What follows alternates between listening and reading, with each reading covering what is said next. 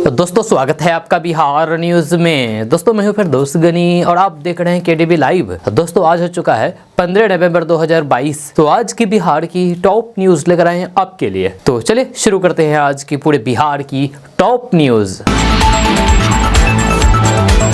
दोस्तों आज बिहार न्यूज में सबसे पहले बात करते हैं कि बिहार में पासपोर्ट बनाने वाले लोगों की संख्या में लगातार वृद्धि हो रही है। ताजा रिपोर्ट्स के मुताबिक सिवान, गोपालगंज, पटना, किशनगंज, अररिया, पूर्णिया, कटिहार समेत कई जिलों में पासपोर्ट बनाने वाले लोगों की संख्या में लगातार बढ़ोतरी देखने को मिल रही है। खबर के अनुसार सबसे ज्यादा पासपोर्ट बनाने वाले जिलों में सिवान टॉप पर है, जबकि दूसरे नंबर पर गोपालगंज और तीसरे नंबर पर पटना जिला शामिल है। पटना जिले में हर महीने औसतन 28,000 लोग पासपोर्ट बना रहे हैं। इसकी संख्या में लगातार वृद्धि हो रही है। आपको बता दूं कि बीते 5 सालों में बिहार में पासपोर्ट बनाने वाले लोगों की संख्या में 1.5 गुना बढ़ोतरी हुई है। कोरोना काल के बाद पासपोर्ट बनाने वाले लोगों की संख्या में सबसे ज्यादा वृद्धि हुई है। सिवान जिले में लोग सबसे ज्यादा पासपोर्ट के लिए आवेदन कर रहे हैं।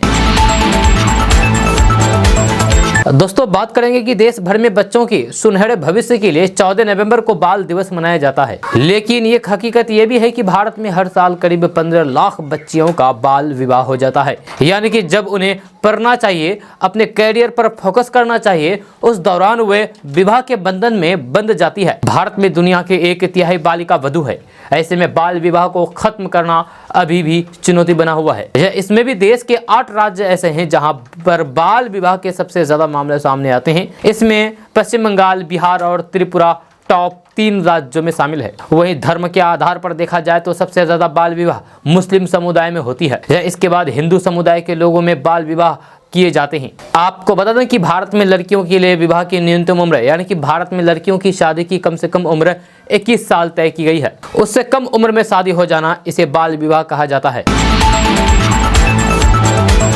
दोस्तों बात करते हैं कि बीजेपी के हिंदुत्ववादी नेता गिरिराज सिंह ने महागठबंधन की सरकार पर जमकर के हमला बोला है। नीतीश कुमार का नाम लिए बिना उन्होंने कहा है कि जब से बिहार में महागठबंधन की सरकार बनी है तब से अपराध का ग्राफ बढ़ गया है। अगर क्राइम रेट पर लगाम नहीं लगी तो फिर आने वाली पीढ़ी नीतीश कुमार के इस कार्यकाल को जंगल राज के तौर पर याद रखेगी। जब बिहार में ना तो शराबबंदी पर लगाम है और न ही क्राइम पर। इंडस्ट्रियल हब कहा जाने वाला बेगूसराय का विकास थमा तो फिर बिहार का विकास थम जाएगा, ये कहना है गिरिराज सिंह का। वहीं पर AIMIM चीफ असदुद्दीन ओवैसी पर हमला बोलते हुए गिरिराज सिंह ने कहा है कि ओवैसी जहर उगलना बंद करें, जिन्ना के रास्ते पर ना चल करके देश के रास्ते पर चलें।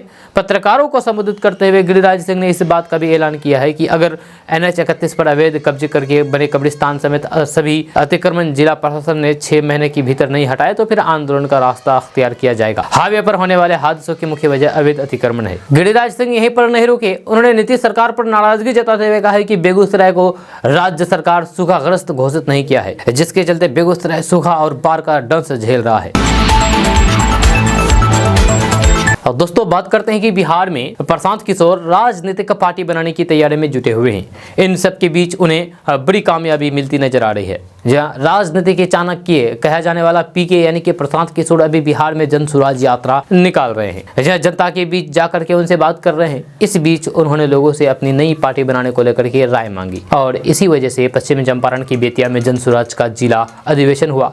इस अधिवेशन में लोगों ने जन सुराज को राजनीतिक दल बनाने के पक्ष में अपना वोट किया। आपको बता दें कि प्रशांत किशोर को जनता का बड़ा सपोर्ट मिल रहा है। प्रशांत किशोर को करीब 97% से ज्यादा लोगों ने पार्टी बनाने के लिए सपोर्ट किया है। एक सभा को संबोधित करते हुए प्रशांत किशोर ने कहा है कि जन सुराज प्रशांत किशोर की पार्टी नहीं है, ये आप सभी की पार्टी है। साथ ही जनता से ये बात भी कही कि हम किसी से डरने वाले नहीं हैं, न ही आपको किसी से भी डरने की जरूरत है। दोस्तों बात करते हैं कि बिहार सरकार रबी फसलों की सिंचाई की तैयारी में जुट गई है।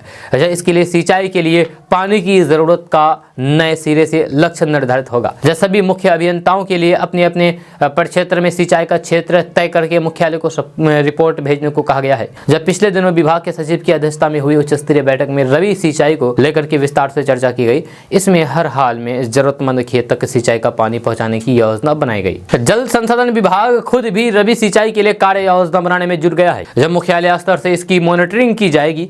उधर मुख्यालय के निर्माण के बाद डेहरी, नालंदा, गया, औरंगाबाद, भागलपुर, मोतिहारी, सिवान, सहरसा और दरभंगा मुख्य अभियंता प्रक्षेत्र रबी सिंचाई को लेकर के लक्ष्य तय करने में जुट गया है। दोस्तों बात करते हैं कि बिहार में राजधानी पटना समेत तमाम जिलों में तेजी से न्यूनतम तापमान में गिरावट देखी जा रही है और ठंड में भी इजाफा होने लगा है।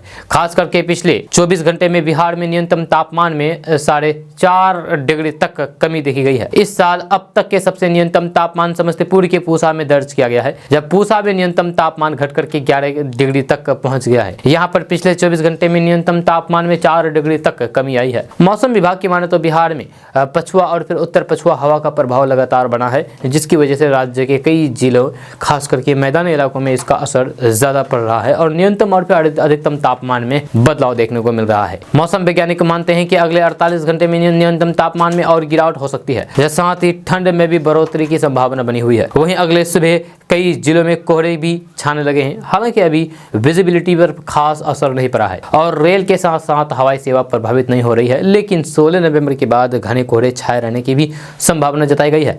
इसका असर सड़क से लेकर के रेल सेवा और फिर वायु सेवा पर भी पड़ेगा।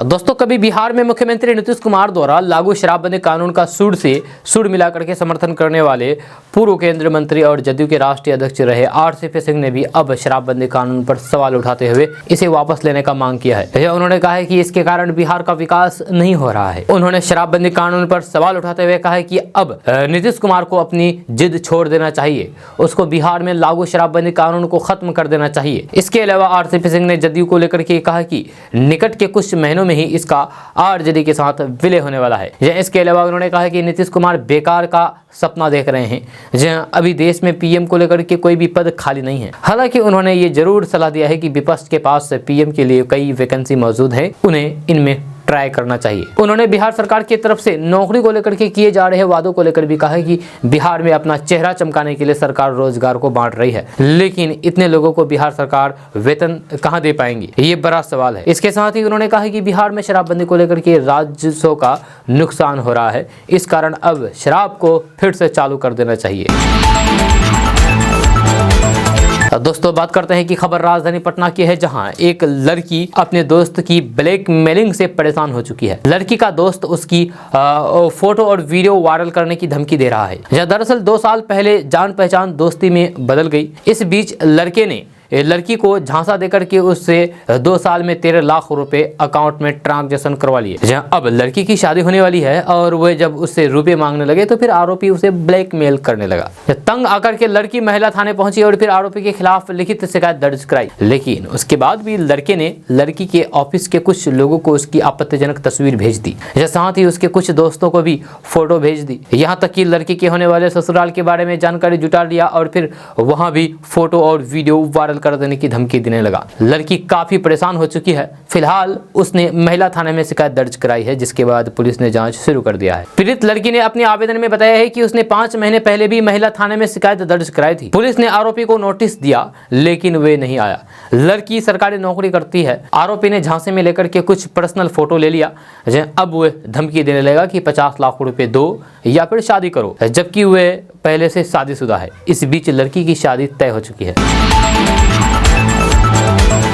दोस्तों, बात करते हैं कि बिहार में रहने वाले लोगों पर महंगाई की लगातार मार पड़ रही है। ताजा रिपोर्ट्स के मुताबिक दशहरा के बाद बिहार के पटना, भागलपुर, पूर्णिया समेत सभी जिलों में सरसों तेल 15 रुपए प्रति लीटर तक महंगा हो गया है, जिसका सीधा सा असर आम आदमी पर पड़ रहा है। खबर के अनुसार बिहार के अलग अलग जिलों में सरसों तेल की कीमतों में 10 से 15 रुपए प्रति लीटर तक वृद्धि देखने को मिली है, जहाँ वहीं आटा की कीमतों में भी 20% की वृद्धि हुई है, जबकि अलग अलग कंपनियों के दूध का दाम 2 से 4 रुपए लीटर तक बढ़े हैं। आपको बता दें कि 3 महीने पहले 5 किलो के आटा का पैकेट 185 रुपए में आता था, लेकिन इसके दाम बढ़कर के 190 रुपए हो गए। वहीं दशहरा के बाद सरसों तेल के साथ साथ रिफाइंड के दामों में भी 15 रुपए लीटर तक की वृद्धि हुई है। दोस्तों, बात करते हैं कि आज बिहार के समस्तीपुर, सीवान, सीतामढ़ी समेत 16 जिलों में पेट्रोल डीजल सस्ता हो गया है। वहीं बिहार के अन्य जिलों में पेट्रोल डीजल की कीमतों में मामूली सी वृद्धि देखने को मिली है। हालांकि कुछ जिलों में आज भी पेट्रोल डीजल के दाम स्थिर है। खबर के अनुसार तेल कंपनियां हर दिन सुबह के समय पेट्रोल डीजल का रेट जारी करती है। ये रेट इंटरनेशनल बाजार में चल रहे कच्चे तेल के भाव के तहत जारी की जाती है। आज यानी कि 15 नवंबर को भी पेट्रोल डीजल के रेट जारी किए गए हैं। आपको बता दूं कि आज बिहार के औरंगाबाद, समस्तीपुर, सीवान, सीतामढ़ी, दरभंगा, भोजपुर, गया, गोपालगंज, कैमूर, नवादा और बेतिया में पेट्रोल डीजल की कीमतों में गिरावट देखने को मिली है। हल्की सी गिरावट देखने को मिली है। इसलिए आप जल्द से जल्द पेट्रोल डीजल के दाम चेक कर लें और फिर अपने टैंक भरवा लें।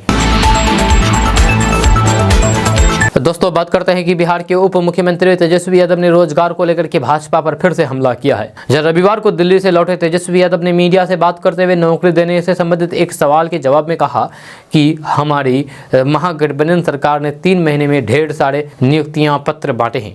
16 नवंबर को हम लोग 10,000 से अधिक लोगों को रोजगार देने जा रहे हैं। उन्होंने कहा है कि भाजपा के जो लोग हमारी सरकार से हिसाब मांग रहे हैं उन्हें ठीक से गिनती नहीं आती है। तेजस्वी यादव ने कहा है कि केंद्र सरकार ने प्रत्येक साल 2 करोड़ के हिसाब से रोजगार देने का वादा किया था। भाजपा बताएं कि 8 साल में केंद्र में उसने कितने रोजगार दिए। तेजस्वी यादव ने कहा कि जब भाजपा के लोग सरकार में थे तो फिर सिर्फ जुमलेबाजी करते थे, अब हिसाब मांग रहे हैं। उन्होंने कहा कि हिसाब मांगना गलत नहीं है, इसी पर चर्चा होनी चाहिए। हम हिसाब देने के लिए तैयार हैं। तेजस्वी यादव ने आगे कहा कि भाजपा के लोग जनता से अपनी कमियां छुपाने के लिए मुद्दे से भटक रहा है। जनता अब भाजपा की सच्चाई जान चुकी है। जब बिहार पुलिस में बहाल हुए 10,059 नए पुलिसकर्मियों को वर्किंग यूनिफॉर्म में राज्य के मुख्यमंत्री नीतीश कुमार द्वारा नियुक्ति पत्र दिया जाएगा, ये बातें तेजस्वी यादव ने कही है। दोस्तों बात करते हैं कि भारत जोड़ो यात्रा की तैयारियों को लेकर के दिग्विजय सिंह और जयराम रमेश रविवार को पटना पहुंच गए। इस अवसर पर प्रेस कॉन्फ्रेंस को संबोधित करते हुए कांग्रेस के वरिष्ठ नेता और फिर पूर्व केंद्रीय मंत्री जयराम रमेश ने कहा कि बिहार में कांग्रेस की भारत जोड़ो यात्रा की शुरुआत 28 दिसंबर को बांका से होगी। 17 जिलों से गुजरती हुई करीब 1200 किलोमीटर की दूरी तय करने के बाद यात्रा का समापन बोधगया में होगा। हालांकि इस यात्रा में राहुल गांधी शामिल नहीं होंगे। यात्रा में शामिल होने के लिए कांग्रेस ने मुख्यमंत्री नीतीश कुमार और उप मुख्यमंत्री तेजस्वी यादव से भी आग्रह किया है। जयराम रमेश ने कहा कि राहुल गांधी कन्याकुमारी से श्रीनगर तक भारत जोड़ो यात्रा निकाले हुए हैं। उनकी टीम 120 कांग्रेस के नेता शामिल है, इनमें बिहार की कन्हैया कुमार समेत 5 कांग्रेसी शामिल है। उन्होंने बताया है कि इसमें राहुल गांधी के बाद कन्हैया कुमार की लोकप्रियता है। जब मीडिया और आम लोगों में उनकी बहुत ज्यादा डिमांड है, उन्हें सुनने के लिए लोग इस यात्रा में आते हैं। जयराम रमेश ने कहा है कि ये यात्रा तमिलनाडु से शुरू होकर के अब महाराष्ट्र पहुंच चुकी है। दोस्तों बात करते हैं कि बिहार में शराब बालू माफियाओं का राज है। जब नीतीश सरकार का महागठबंधन बिहार में फेल हो चुकी है, लॉ एंड ऑर्डर भी फेल हो चुका है। दोस्तों बात करते हैं कि बिहार में शराब बालू माफियाओं का राज है। जब नीतीश सरकार का महागठबंधन बिहार में फेल हो चुकी है, लॉ एंड ऑर्डर भी फेल हो चुका है। ये बातें रविवार को स्थानीय परिसदन में भाजपा के विधान पार्षद विपक्ष के नेता सम्राट चौधरी ने कही है। उन्होंने मुख्यमंत्री नीतीश कुमार पर निशाना साधते हुए कहा है कि नीतीश कुमार ने बिहार को कलंकित करने का कार्य किया है। जो जंगल राज लालू जी ने किया था, उसे नीतीश कुमार दोबारा उस जगह पर पहुंचाने का काम कर रहे हैं, क्योंकि वे खुद अपने आप को केयर टेकर कहते हैं। इसके साथ ही सम्राट चौधरी ने कहा है कि जिस दिन बिहार की कुर्सी से नीतीश हटेंगे, उसी दिन वे अपने सिर से पगड़ी उतारेंगे, क्योंकि बिहार की अस्मिता नौजवानों और बिहार को विकसित करने का सवाल है। जब बिहार को नीतीश जैसे राजा की जरूरत नहीं बल्कि सेवक की जरूरत है। साथ ही उन्होंने कहा कि भाजपा में नीतीश कुमार के लिए हमेशा के लिए दरवाजा बंद हो चुका है। भाजपा अकेले 2024-25 में चुनाव लड़ेगी, अकेले दम पर सरकार बनाएगी। दोस्तों बात करते हैं कि बिहार के शेखपुरा में गांव के एक दबंग ने नल का जल बंद कर दिया। नल जल बोरिंग तक पहुंचाने वाले बिजली के तार को भी काटा और लेकर चला गया। यह मीटर भी क्षतिग्रस्त कर दिया। इतने से भी मन नहीं भरा तो फिर ऑपरेटर को भगा करके नल जल बोरिंग पर भी ताला जड़ दिया। यह डर से वार्ड सदस्य रिंकू देवी ने त्याग पत्र दे दिया। ये पूरा मामला शेखपुरा जिले के बड़बिघा प्रखंड के अंतर्गत जयरामपुर थाना क्षेत्र के त्यूस पंचायत के अंतर्गत नरसिंहपुर गाँव के वार्ड नंबर 16 से जुड़ा हुआ है। दोस्तों बात करते हैं कि बेतिया में चुनावी रणनीतिकार प्रशांत किशोर ने एक साथ मोदी, लालू और नीतीश कुमार पर जम करके हमला बोला है। इसके अलावा उन्होंने बेतिया MJK कॉलेज में जिला अधिवेशन में जम करके सभी दलों पर टिप्पणी की। प्रशांत किशोर के बयान के बाद बिहार राजनीति में सियासी सरगर्मी तेज हो गई है। हर किसी की जुबान पर प्रशांत किशोर की ही चर्चा है। प्रशांत किशोर ने कहा है कि बिहार के लोगों को मोतियाबिंद नहीं बल्कि मोदियाबिंद हो गया है। जब बिहार के लोगों को पाकिस्तान और चीन में क्या हो रहा है ये तो दिख रहा है, लेकिन अपने गली की सड़क टूट गया है ये नहीं दिख रहा है। लोगों को इस मोदिया बिंद से बाहर निकालने की जरूरत है। हमें अपराध वाला जंगल राज भी नहीं लाना है और अफसरशाही वाला जंगल राज चल रहा है उसे भी हटाना है। हमें तीनों को, मोदी, लालू और नीतीश को हटाना है, तब विकास बिहार में बढ़ेगा। जब बिहार के विकास की किसी को भी नहीं चिंता है, ये बातें उन्होंने कहा है। उन्होंने कहा है कि भाजपा को सिर्फ बिहार से 30 से 35 सीटें एमपी का चाहिए और इसके विकास से उसको कोई मतलब नहीं है। लालू को उनका बेटा मुख्यमंत्री बने, बस उनकी यही चाहत है, और नीतीश कुमार बुढ़ापा में मुख्यमंत्री बने रहे, उनकी बस यही चाहत है। बिहार के बेहतरी के लिए किसी को भी कोई मतलब नहीं है, जहाँ किसी से भी कोई मतलब नहीं है। अपने स्तर पर सभी लोग मजे ले रहे हैं, बिहार के विकास के लिए किसी को भी कोई चिंता नहीं है। दोस्तों, बिहार के बेतिया के नवलपुर की रोहुआ नदी में अजीब-गरीब मछली मिली है। इस मछली की 4 आंखें और हवाई जहाज जैसे पंख है। इस मछली का नाम सकर माउथ कैटफिश है। ये मछली अमेरिका के अमेजन नदी में पाई जाती है। ये मछली अब चर्चा का विषय बन गई है, लेकिन हैरानी वाली बात यह है कि ये मछली नदी के इकोसिस्टम के लिए खतरनाक होती है। यह सकर माउथ कैटफिश मांसाहारी होती है जो छोटे जलीय जीवों को खा जाती है, जिससे नदी का पर्यावरण तंत्र बिगड़ जाता है। मछली पकड़ने वाले मछुआरे बिकाऊ चौधरी ने बताया है कि रविवार की सुबह वह रोहुआ नदी में मछली पकड़ने गया था। जैसे ही उसने नदी में जाल फेंका वैसे ही ये मछली फंस गई। देखने में ये मछली काफी अलग थी, जिसके चलते मछुआरे इसे अपने घर ले आया, जिसके बाद गाँव में मछली चर्चा का केंद्र बन गई। वन अधिकारी बताते हैं कि ये मछली भारतीय नदियों के लिए खतरा है। यह मांसाहारी मछली छोटे जलीय जीवों को खा जाती है। दोस्तों, बात करते हैं कि 3 दिन पहले बिहार के भागलपुर में मिड डे मील का खाना खाने से करीब 200 छात्र बीमार पड़ गए थे। छात्रों ने शिकायत की थी कि खाने में छिपकली मिली थी।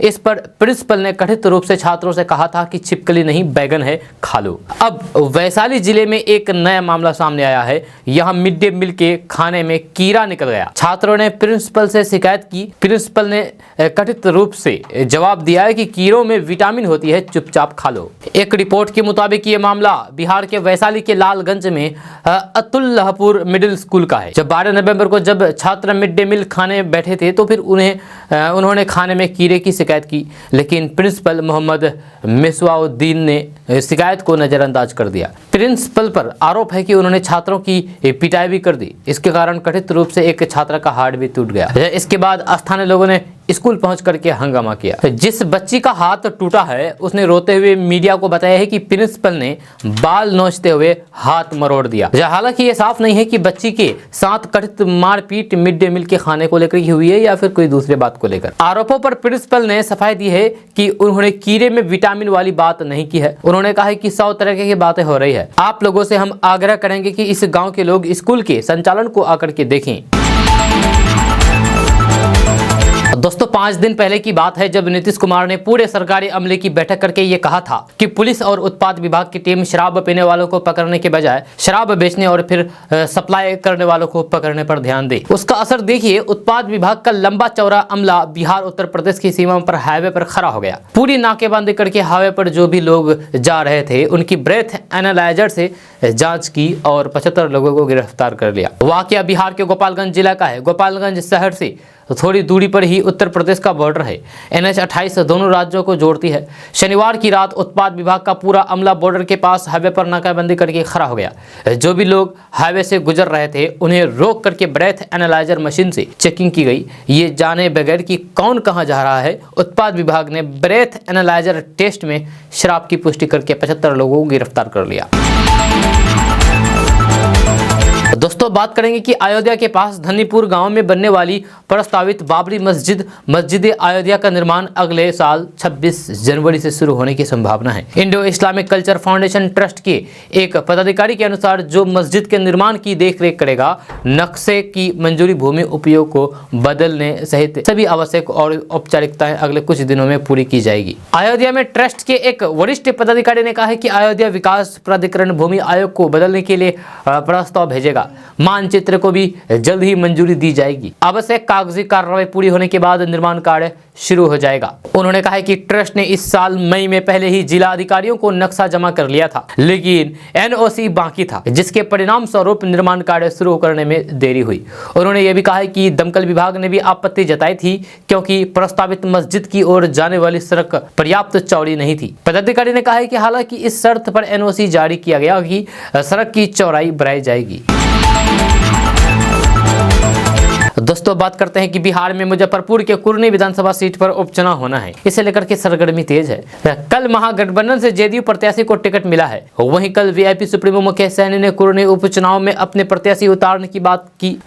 आज पार्टी अपने प्रत्याशी के नाम का ऐलान भी कर दिया है। उन्होंने कहा कि बिहार में वीआईपी पार्टी और निषाद समाज एक बड़ा पॉलिटिकल फैक्टर बन गया है। ये बातें वीआईपी के अध्यक्ष मुकेश सहनी ने कही है। उन्होंने कहा कि बड़े बड़े दल हमसे डरते हैं, हम क्या निर्णय लेंगे ये बात वो लोग सोचते हैं। मुकेश सहनी ने कहा है कि हम जो भी निर्णय लेंगे अपने दुश्मन को देख करके लेंगे। जेडीयू से मनोज कुशवाहा को उपचुनाव में प्रत्याशी बनाए जाने पर कहा है कि आरजेडी के पास अनिल सहनी थे, सहनी तो सारे हमारे ही लोग हैं। जेडीयू के पास पहले भी अपना उम्मीदवार था। दोस्तों बात करते हैं कि बिहार में जातीय जनगणना और ओबीसी आरक्षण का मुद्दा तुल पकड़ रहा है। जहां बिहार महागठबंधन के लगभग सभी दलों ने ओबीसी आरक्षण का दायरा बढ़ाने की बात पर सहमति जताई है। रविवार को उपेंद्र कुशवाहा ने भी इस मुद्दे पर अपनी बात रखी और साफ कह दिया है कि हमारी पार्टी केंद्र पर दबाव डालेगी, आरक्षण को बढ़ाना चाहिए। उपेंद्र कुशवाहा ने 50% से ज्यादा आरक्षण देने के मुद्दे पर कहा है कि हमारी पार्टी केंद्र पर दबाव डालेगी कि ओबीसी आरक्षण को 27% से बढ़ाया जाए। ये केंद्र सरकार का विषय है, उनको सुनना चाहिए। अगर नहीं सुनती है तो फिर हमारी पार्टी पहले तो दबाव बनाएगी। उन्होंने कहा है कि केंद्र के स्तर पर ओबीसी का आरक्षण लागू करने के दौरान भी काफी कटौती की गई थी। कहा गया था कि 50% से ज्यादा रिजर्वेशन देना संभव नहीं है। आगे उपेंद्र कुशवाहा ने कहा है कि अब साल 2022 में आर्थिक रूप से कमजोर सवर्णों के लिए 10% आरक्षण लागू किया गया है। इसका मतलब है कि आरक्षण का दायरा 50% से ज्यादा बढ़ चुका है। अब जो ये बैरियर टूटा है तो फिर भारत सरकार को भी 50% वाला बैरियर तोड़ना चाहिए। देश भर में ओबीसी और बाकी के रिजर्वेशन को बढ़ाने की जरूरत है तो फिर बढ़ाना चाहिए। दोस्तों बात करते हैं कि आरजेडी चीफ लालू प्रसाद यादव की सिंगापुर में रहने वाली बेटी अपने पिता को एक गुर्दा दान करेगी, यानी कि किडनी दान करेगी। डिप्टी सीएम तेजस्वी यादव ने कहा है कि बहन रोहिणी आचार्य का किडनी मैच हुआ है, इसलिए वही किडनी डोनेट करेगी। आपको बता दूं कि लालू प्रसाद यादव 74 साल के हैं। पिछले महीने सिंगापुर से वे लौट चुके हैं, जहां से वे अपनी गुर्दे की समस्या के इलाज के लिए गए थे। कई स्वास्थ्य समस्याओं से जूझ रहे आरजेडी अध्यक्ष को वहां के डॉक्टरों ने गुर्दा प्रत्यारोपण की सलाह दी है। लालू प्रसाद यादव को बहन रोहिणी आचार्य की ओर से किडनी डोनेट करने पर तेजस्वी यादव ने कहा कि डॉक्टरों के सलाह के अनुसार परिवार में से कोई किडनी डोनेट करे तो फिर बेहतर है। जो बेस्ट मैच था, टेस्ट में रोहिणी दीदी का किडनी मैच हुआ। हालांकि रोहिणी दीदी के अलावा कई लोग परिवार में किडनी डोनेट के लिए इच्छुक थे। चूंकि रोहिणी दीदी वहां रहती है और वे ज्यादा इच्छुक है, इसलिए वही पापा को किडनी डोनेट करेंगी। दोस्तों बात करते हैं कि लखनऊ में आयोजित होने वाले राष्ट्रीय सब जूनियर बैडमिंटन चैंपियनशिप में कटिहार के राजहाता निवासी 13 वर्षीय सौम्या भारती बिहार का प्रतिनिधित्व करेगी। सौम्या भारती कटिहार की पहली महिला बालिका खिलाड़ी है जिसने बैडमिंटन में राष्ट्रीय खिलाड़ी होने का गौरव प्राप्त किया है। सौम्या सिर्फ 13 साल की है। स्थानीय केंद्रीय विद्यालय में कक्षा 8 की छात्र है। सौम्या ने इस साल बिहार बैडमिंटन संघ द्वारा आयोजित 3 सब जूनियर रैंकिंग बैडमिंटन टूर्नामेंट में 2 की विजेता और फिर 1 की उप विजेता रही है। जहां लखनऊ में इसी माह भारतीय बैडमिंटन संघ द्वारा आयोजित अखिल भारतीय सब जूनियर चैंपियनशिप में बिहार का प्रतिनिधित्व करेगी। सौम्या इस साल सब जूनियर अंडर 13 एकल के 3 खिताब के अलावा अंडर 15 डबल का खिताब भी जीत चुकी है, जबकि इसी वर्ग में 1 बार उप विजेता और फिर अंडर 17 डबल की 1 बार उप विजेता रही है। बिहार बैडमिंटन का ये साल सौम्या भारती के नाम रहा है।